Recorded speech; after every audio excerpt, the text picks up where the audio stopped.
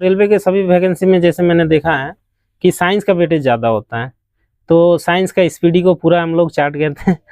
फिर लूसेंट से पढ़े थे।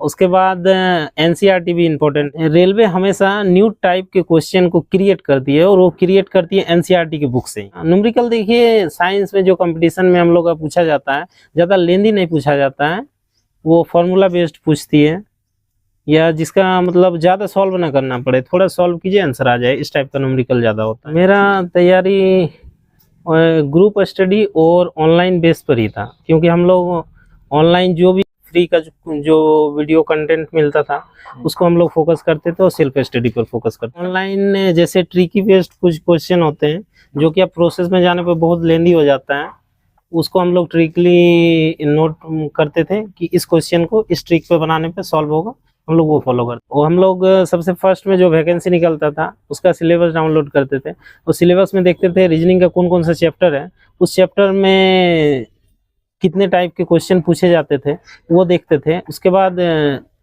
उसका सारा जितना टाइप होता है सारा अगर कुछ खुद से समझ पाए तो उसको हल करते थे, नहीं तो उसका यूट्यूब से निकालते थे कि इस टाइप के क्वेश्चन को किस तरह से डील किया जाए। जितना ज़्यादा से ज़्यादा आप सेट प्रैक्टिस करेंगे उतना ही ज़्यादा आपका टाइम मैनेजमेंट हो। जितना ही मतलब सेट प्रैक्टिस करना जरूरी है, सेट मारने के बाद उसको एनालिसिस करना भी उतना ही जरूरी। रेलवे का जॉब बुरा नहीं है, सैलरी के मामले में भी और काम के मामले में भी। हाँ, इसमें अगर कोई सोच रहा है कि क्रैक कर लेंगे उसके बाद इसमें आराम ही आराम है, तो ऐसा कुछ नहीं है।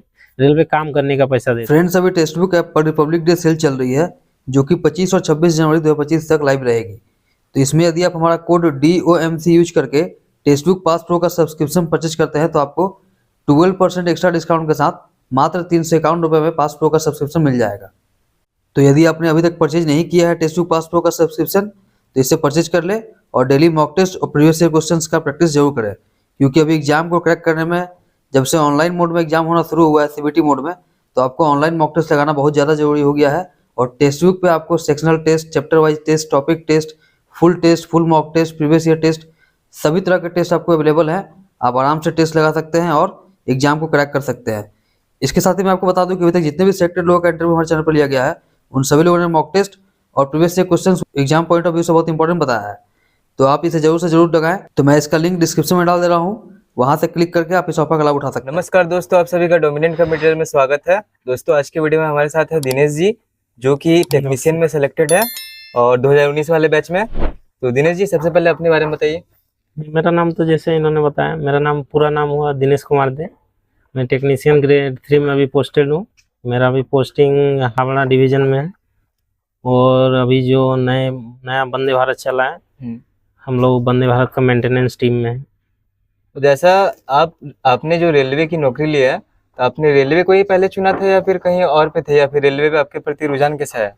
हम लोग जिस वक्त मतलब पूरा अपना फोकस किए थे उस वक्त रेलवे का ही बड़ा वैकेंसी आया हुआ था, इसलिए हम लोग पूरा रेलवे को ही समर्पित कर दिए थे।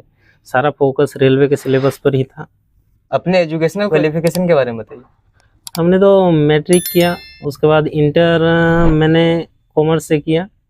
उसके बाद फिर मुझे था ALP बनना, उस वक्त मतलब बहुत खिंचाव ALP की तरफ था, इसीलिए मैंने ITI किया ALP बनने के लिए, असिस्टेंट लोको पायलट का जो पोस्ट होता है।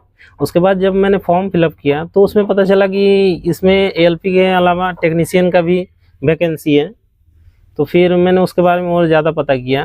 तो ALP का जो जॉब है उसमें पैसा ज़्यादा है, लेकिन वो उसमें आपका कोई टाइम टेबल नहीं रहता है। उसके बजाय सेम ग्रेड पे का जो टेक्नीशियन का वैकेंसी था वो मुझे ज़्यादा बेहतर लगा। और जैसा कि आपने तैयारी की, तो आपका मीडियम कौन सा था? हिंदी मीडियम से आपने तैयारी की या इंग्लिश मीडियम से? नहीं, मेरा पूर्णतः हिंदी मीडियम ही था। और जैसा आपकी तैयारी ऑनलाइन थी या ऑफलाइन? मेरा तैयारी ग्रुप स्टडी और ऑनलाइन बेस पर ही था, क्योंकि हम लोग ऑनलाइन जो भी फ्री का जो वीडियो कंटेंट मिलता था उसको हम लोग फोकस करते थे और सेल्फ स्टडी पर फोकस करते थे। अब दिनेश जी से जानेंगे अलग अलग सब्जेक्ट की अलग अलग स्ट्रेटेजी। सबसे पहले मैथ के बारे में बताइए, मैथ आपने कहाँ से पढ़ा था? मैथ बेसिकली बहुत बच्चों का वीक सेक्शन होता है, बहुत बच्चे को अच्छा भी होता है, लेकिन उसको कैसे तैयारी करें जो एकदम वीक है वो? आपने कहाँ से पढ़ा था? हम लोगों ने ऑनलाइन ही तैयारी किया था और ग्रुप स्टडी किया था। जो भी क्वेश्चन के सवाल में फंसते थे हम लोग मिलके ग्रुप में ही उसका हल निकालते थे। बेसिकली आपने कौन सा बुक फॉलो किया था मैथ्स के लिए? हमने RS अग्रवाल बनाया था और राकेश यादव। राकेश यादव की जो आते हैं ऑफलाइन बुक वो, हाँ, और ऑनलाइन भी क्लास? ऑनलाइन जैसे ट्रिकी बेस्ड कुछ क्वेश्चन होते हैं जो कि अब प्रोसेस में जाने पे बहुत लेंदी हो जाता है, उसको हम लोग ट्रिकली नोट करते थे कि इस क्वेश्चन को इस ट्रिक पे बनाने पे सॉल्व होगा, हम लोग वो फॉलो करते थे। जैसे कोई बच्चा एकदम बेसिक से कुछ नहीं जानता है तो वो बेसिक के लिए क्या करे? मैथ्स के लिए एकदम वो मैथ अभी तक नहीं पढ़ा, उसको कौन सा फॉलो करना चाहिए? उसको RS अग्रवाल और राकेश यादव, ये दोनों बुक से ही स्टार्ट करना चाहिए मेरे ख्याल से, क्योंकि राकेश यादव जो है आपको ट्रिकी बेस ज़्यादा आपको क्वेश्चन मिलेंगे उनका सॉल्व किया हुआ, और जो RS अग्रवाल है वो आपको थ्योरी बेस्ड एक एक प्रोसेस आपको बताएगा। और दोनों में लगभग जितने कंपटीशन के हमारे चैप्टर, सारे चैप्टर आ जाते हैं। और जैसे कि मैथ्स में ट्रिक का कोई रोल है क्या? हाँ, ट्रिक का अभी के दौर में बहुत ज़्यादा रोल है, क्योंकि कुछ क्वेश्चन ऐसे हैं जिसको हम प्रोसेस में अगर जाते हैं तो उसको बहुत टाइम टेकन ज़्यादा होता है, लेकिन उसको ट्रिकी बेस से हम चंद सेकंड में उसको हम आंसर दे सकते हैं। मैथ्स में ऐसे कुछ चैप्टर जो आपको जब तैयारी करते उस टाइम हार्ड लगता हो? हमें तो एडवांस मैथ ही हार्ड लगते थे। एडवांस का कुछ कुछ चैप्टर बहुत ही कठिन था, लेकिन उसको हम लोग इग्नोर करके चलते थे कि ठीक है हम उस पोर्शन में वीक है, उससे हमको मार्क्स नहीं गेन करना है, दूसरे जो चैप्टर हैं जो मेरा अच्छा है उसको और बेहतर बनाते थे ताकि उसका एक भी क्वेश्चन ना छूटे। तो अगर किसी का एडवांस मैथ कमजोर है तो उसको कैसे करे, प्रैक्टिस करे, क्या करे? उसको बाकी जो मैथ्स के चैप्टर है उस पर फोकस करना चाहिए। और मैथ में एक दिन में बच्चा कितना समय दे? मैथ तो हम कह सकते हैं वो मैथ में किसका कितना पकड़ है उस पर डिपेंड करता है। अगर कोई भी वीक स्टूडेंट है मैथ के लिए तो उसको ज़्यादा समय देना होगा, और किसी का अच्छा है तो उसको फिर भी उसको रेगुलर रिवीजन के लिए 3 से 4 घंटा देना ही होगा, वो भी जब आपका वैकेंसी निकल चुका हो और एग्ज़ाम सामने हो। अब रीजनिंग के बारे में बताइए, रीजनिंग आपने कहाँ से पढ़ा था? रीजनिंग हम लोग सेल्फ स्टडी किए थे और यूट्यूब के वीडियो को ही फॉलो किए थे, और हम लोग सबसे फर्स्ट में जो वैकेंसी निकलता था उसका सिलेबस डाउनलोड करते थे, उस सिलेबस में देखते थे रीजनिंग का कौन कौन सा चैप्टर है, उस चैप्टर में कितने टाइप के क्वेश्चन पूछे जाते थे वो देखते थे। उसके बाद उसका सारा जितना टाइप होता है सारा अगर कुछ खुद से समझ पाए तो उसको हल करते थे, नहीं तो उसका यूट्यूब से निकालते थे कि इस टाइप के क्वेश्चन को किस तरह से डील किया जाता है। कहीं ना कहीं मतलब पैटर्न को देखना बहुत जरूरी है। हाँ, पैटर्न एकदम मोस्ट इम्पोर्टेंट। और रीजनिंग में कुछ ऐसे क्वेश्चंस जो प्रॉब्लम आपको आते हैं? जो कैलेंडर, जो कि उसमें हम लोग अक्सर फंस जाया करते थे। कैलेंडर के बहुत टाइप के क्वेश्चन होते हैं जिसमें सबको सॉल्व करना, सॉल्व मुझसे तो नहीं होता था। और रीजनिंग के लिए आप कोई बुक सजेस्ट करना चाहो या फिर ऑनलाइन क्लास, तो या फिर रीजनिंग को कोई बच्चा कैसे पढ़े? हम लोग रीजनिंग पर्टिकुलर किसी बुक से और किसी पर्टिकुलर चैनल से या पर्टिकुलर वेबसाइट से नहीं करते थे, जिसमें अच्छा लगता था हम लोग उसमें वो क्वेश्चन देख के उसको नोट डाउन करके उसी प्रोसेस को कंटिन्यू करते थे। अब जीएस के बारे में बताइए, जीएस भी पूछा जाता है हाँ, रेलवे में। जीएस के लिए तो हम लोग का जो टेक्नीशियन वाला वैकेंसी था उसमें साइंस का, और रेलवे के सभी वैकेंसी में जैसे मैंने देखा है कि साइंस का वेटेज ज़्यादा होता है, तो साइंस का स्पीडी को पूरा हम लोग चार्ट गए थे। फिर लूसेंट से पढ़े थे, उसके बाद एनसीईआरटी भी इम्पोर्टेंट है। रेलवे हमेशा न्यू टाइप के क्वेश्चन को क्रिएट करती है और वो क्रिएट करती है एनसीईआरटी की बुक से ही। और न्यूमेरिकल का क्या रोल है साइंस में? न्यूमेरिकल का वेटेज अच्छा ही था। न्यूमेरिकल देखिए साइंस में जो कंपटीशन में हम लोग का पूछा जाता है ज़्यादा लेंदी नहीं पूछा जाता है, वो फॉर्मूला बेस्ड पूछती है, या जिसका मतलब ज़्यादा सॉल्व ना करना पड़े, थोड़ा सॉल्व कीजिए आंसर आ जाए, इस टाइप का न्यूमेरिकल ज़्यादा होता है। और करंट अफेयर के लिए बताइए। करंट अफेयर का हम लोग तो रेलवे में ज़्यादा क्वेश्चन नहीं देता था, इसलिए उस पर ज़्यादा फोकस नहीं करते थे। हाँ, लेकिन फिर भी जैसे एनटीपीसी आई उसमें करंट, हाँ एनटीपीसी में करंट अफेयर है। तो करंट अफेयर को कहाँ से करे बच्चे? करंट अफेयर का हम लोग वो कोई मैगजीन वगैरह? हाँ, मैगजीन जो आता है उससे करना चाहिए। और न्यूज़पेपर का क्या रोल है करंट अफेयर के लिए? न्यूज़पेपर तो हम लोग एक टाइम जब रेलवे का हम लोग तैयारी करते थे उस वक्त हम लोग न्यूज़पेपर पर भी अच्छा फोकस किए थे। न्यूज़पेपर में जो भी हाईलाइटेड न्यूज़ होता था, जो भी पिक्चर्स न्यूज़ का कुछ अच्छा जैसे कुछ भी हुआ उसका पिक्चर को कट करके रखते थे और एक जो रफ डायरी होता है उसमें साट के रखते थे, और उसका जो भी हेडलाइन होता है, जो भी उससे क्वेश्चन बनता था, उसको कटिंग करके हम लोग चिपका देते थे, जिससे हम लोग को याद करने में मतलब एक मेमोरी क्रिएट हो जाता था पिक्चर को देखने पर। और करंट अफेयर अगर कोई करना चाहे तो क्या यूट्यूब से भी कर सकता है?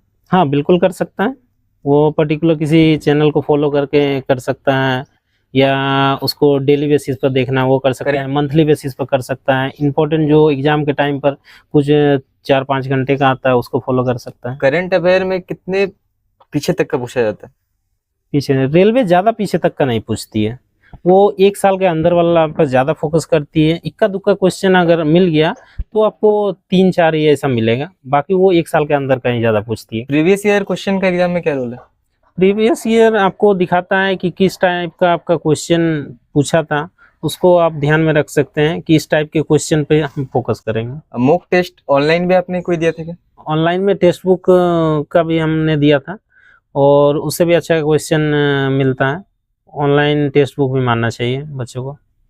और एग्जाम में जैसे टाइम मैनेजमेंट को कैसे टेस्ट मतलब सेट मारने से क्या होता है? एग्जाम में टाइम मैनेजमेंट का कुछ रिकवर होता है? हाँ, हाँ। आइडिया होता है? जितना ज्यादा से ज्यादा आप सेट प्रैक्टिस करेंगे उतना ही ज्यादा आपका टाइम मैनेजमेंट होगा। जैसे कोई बच्चा मान लीजिए 30 मार्क्स का वो सेट को ही मारा है सिर्फ मैथ्स का, और उसका 30 मार्क्स में 12 सही हो रहे हैं, बाकी गलत हो जा रहे हैं, तो वो क्या करे? टेस्ट मारना छोड़ दे? उसको सेट कंटिन्यू रखना चाहिए, और जिस क्वेश्चन को वो ज्यादा गलत कर रहा है उस चैप्टर पर उससे जाके उसको पूरे चैप्टर को बनाना चाहिए, तब से उसका धीरे धीरे वो बढ़ने लगेगा मार्क्स। मतलब कहीं ना कहीं एनालिसिस बहुत जरूरी है। हाँ, एनालिसिस बहुत जरूरी है। जितना ही मतलब सेट प्रैक्टिस करना जरूरी है, सेट मारने के बाद उसको एनालिसिस करना भी उतना ही जरूरी है। और एग्जाम टाइम्स जब जाते हैं तैयारी तो बहुत अच्छी रहती है, लेकिन वहाँ कुछ प्रेशर की वजह से जो आता है क्वेश्चन उसको भी भूल जाते हैं। हाँ, ये तो सबके साथ होता है। प्रेशर को कैसे? ये जैसे आप सेट प्रैक्टिस करेंगे उस वक्त जितना आप सेट प्रैक्टिस किए हैं, जिस तरह से आप नॉर्मल रह के घर पे प्रैक्टिस किए हैं, वैसा ही माहौल आपको अपने अंदर में मतलब बनाना होगा कि जस्ट हम घर पे बैठ के सेट मार रहे हैं।